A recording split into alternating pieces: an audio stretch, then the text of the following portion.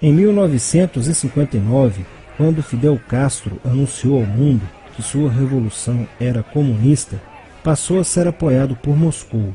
Com isso, a União Soviética iniciou uma campanha para dominar com a ideologia marxista a América Latina, onde os partidos comunistas formariam grupos de guerrilha armada com dinheiro soviético, repassado por Cuba. No Brasil, foram criadas 29 organizações guerrilheiras, onde Fidel Castro vislumbrou expandir sua revolução comunista. Em 1961, o presidente do Brasil, Jânio Quadros, condecorou o guerrilheiro cubano Che Guevara com a Ordem do Cruzeiro do Sul, sem imaginar que 4 meses antes o Partido Comunista Brasileiro acertara com Fidel Castro o envio de jovens brasileiros para o treinamento de guerrilha em Cuba, com a finalidade de preparar quadros revolucionários que desencadeariam a luta armada no Brasil. As ações armadas já existiam antes de 1964 no governo de João Goulart, através das Ligas Camponesas de Francisco Julião e do Grupo dos 11 de Leonel Brizola. Com a chegada ao poder, em 1964, do presidente Castelo Branco, centenas de comunistas e políticos de esquerda refugiaram-se no Uruguai, onde formariam a Frente Popular de Libertação, que a partir de 1965 empreenderia atos de sabotagem urbana e focos de guerrilha rural no Brasil, principalmente na Serra do Caparaó, cujos guerrilheiros, apoiados por Leonel Brizola, foram combatidos e vencidos por tropas da Polícia Militar de Minas Gerais.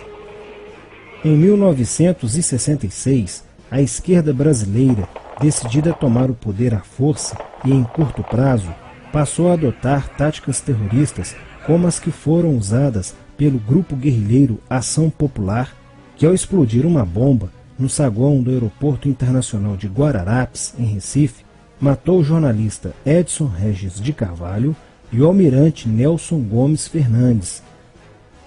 A influência da Revolução Cubana passou a servir de modelo para muitos revolucionários como Carlos Marighella, do PCB, que em 1967 viajou a Cuba e participou de um evento sobre a propagação da luta armada no território brasileiro. De volta ao Brasil, em setembro de 1967, Marighella criou a Ação Libertadora Nacional, ALN, e começou a recrutar jovens brasileiros entre os estudantes que, depois de preparados ideologicamente, foram enviados a Cuba.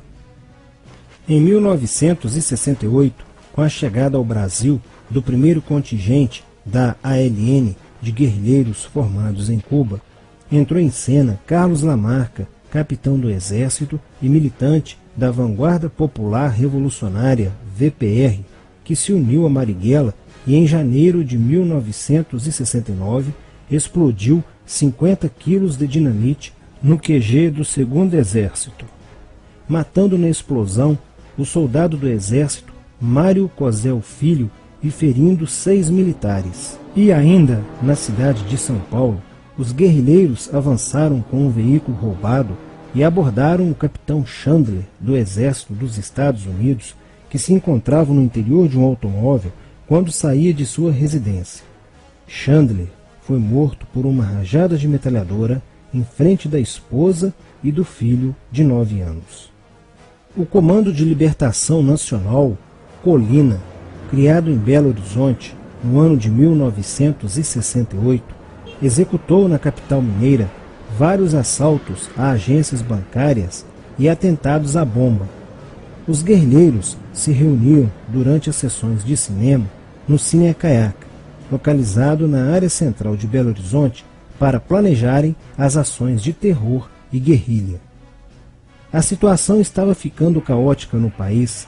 Os guerrilheiros praticavam atentados à bomba nas grandes cidades, matando e ferindo vários inocentes, aumentando a insegurança e o medo da população, que passou a exigir ações imediatas do governo brasileiro para acabar com a violência praticada pela guerrilha. Atendendo ao clamor público para combater o terrorismo e a guerrilha com mais rigor, o presidente Costa e Silva editou o Ato Institucional número 5, AI-5, que previa o exílio e punições mais severas aos autores de atos de guerrilha terrorista praticados contra a população brasileira. Em desafio à nova medida do governo de proteção à sociedade, Carlos Marighella, em 1969, lançou o seu mini-manual do guerrilheiro urbano. Neste mesmo ano, só no Rio de Janeiro, a ALN, para aumentar os seus recursos financeiros, praticou 30 assaltos, sendo a maioria deles contra as agências bancárias. E ainda, em 1969, a ALN, juntamente com o movimento revolucionário 8 de outubro, o MR8, sequestrou o embaixador dos Estados Unidos, Charles Burke. O sequestro foi sugerido pelo guerrilheiro Franklin Martins. Os guerrilheiros exigiram a libertação de 15 presos políticos, dentre os quais se encontrava José Dirceu. A exigência foi prontamente atendida pelo governo militar. A ALN estava prestes a sofrer um grande golpe quando Marighella começou a cair. Após a prisão de um militante de sua organização, no dia 1º de outubro de 1969. Os dados fornecidos pelo militante da ALN preso coincidiram com informações prestadas por outro militante da VPR, que também denunciou o envolvimento de vários religiosos com grupos de guerrilha, entre eles Frei Beto. Quando Frei Fernando e Frei Ivo, também envolvidos com os grupos guerrilheiros, foram presos e logo após interrogados, os religiosos entregaram o ponto de contato de Carlos Marighella, na cidade de São Paulo. No dia 4 de novembro de 1969, o ponto foi cercado pela polícia, onde Marighella, percebendo o cerco, reagiu e foi morto. Depois da morte de Marighella, centenas de guerrilheiros foram presos e mais de 300 armas apreendidas. 2 sequestros de diplomatas, o embaixador alemão Enfield von Hollemer e o cônsul japonês Nobuo Okushi, foram feitos às pressas, para libertar os guerrilheiros que continuavam presos. Inspirados no marxismo cultural, vários militantes da esquerda brasileira iniciaram a estruturação de uma organização que se infiltrou nas faculdades brasileiras, bem como no meio artístico e cultural, e principalmente nas edições de jornais, setores estes com grande poder de influência sobre a formação da opinião popular. Durante as manifestações, vários militantes comunistas, usando armas de fogo, eram infiltrados no movimento estudantil e disparavam contra os manifestantes, na intenção de colocar a opinião pública contra o regime militar. Com a morte de Marighella, Lamarca havia assumido a posição de líder mítico, que sustentava a esperança na vitória comunista. Em 1970, quando o embaixador suíço Giovanni Butcher foi sequestrado, o governo se recusou a soltar os presos da lista apresentada pelos guerrilheiros. Depois de 40 dias de sequestro, os guerrilheiros quiseram matar o embaixador suíço. Porém, o governo militar cedeu e as exigências dos guerrilheiros sequestradores foram atendidas, preservando a vida do diplomata. Na cidade de São Paulo, o cerco sobre a vanguarda popular revolucionária, liderada por Carlos Lamarca, estava se fechando. Isso fez com que Lamarca fugisse para o Vale da Ribeira e montasse um campo de treinamento para a guerrilha. Na tentativa de descobrir este campo, tropas da Polícia Militar do Estado de São Paulo foram deslocadas para a região. No dia 8 de maio de 1970, um pelotão comandado pelo tenente da Polícia Militar, Alberto Mendes Júnior, foi emboscado e rendido por guerrilheiros da VPR. O tenente Mendes foi feito refém e obrigado a seguir com os guerrilheiros na direção de 7 Barras. Depois de um dia e meio andando pela mata, Lamarca formou um tribunal revolucionário e decidiu matar o tenente Mendes, que teve o crânio esmagado por coronhadas de fuzil desferidas pelos guerrilheiros Diógenes e Fujimori. Apesar do cerco, Lamarca conseguiu escapar e em 1971 chegou ao sertão da Bahia.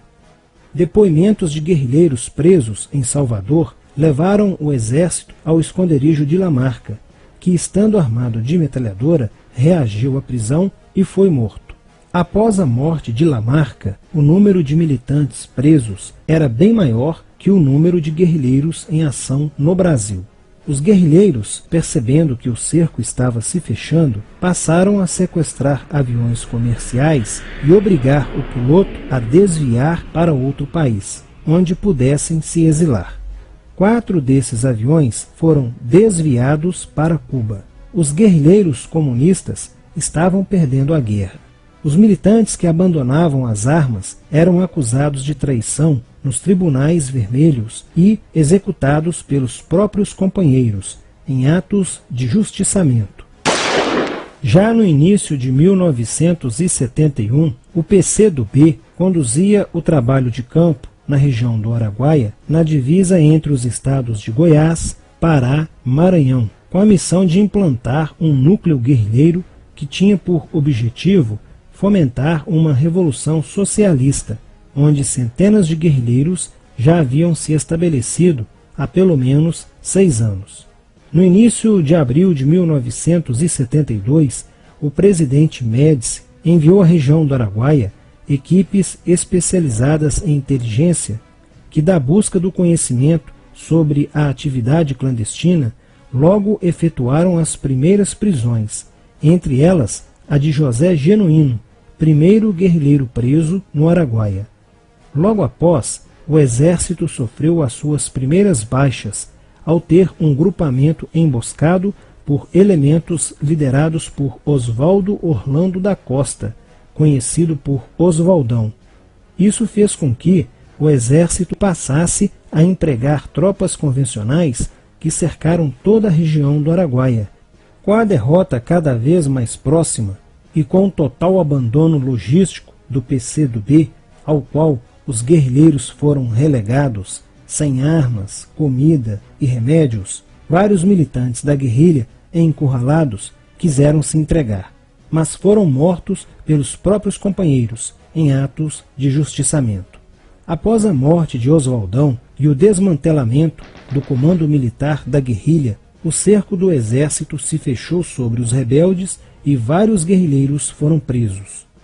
Assim terminava o sonho da esquerda brasileira de transformar o Brasil em uma ditadura comunista. Mas a esquerda brasileira não desistiria de conquistar o poder e retornaria mais tarde com uma tática mais eficiente que a luta armada: o marxismo cultural.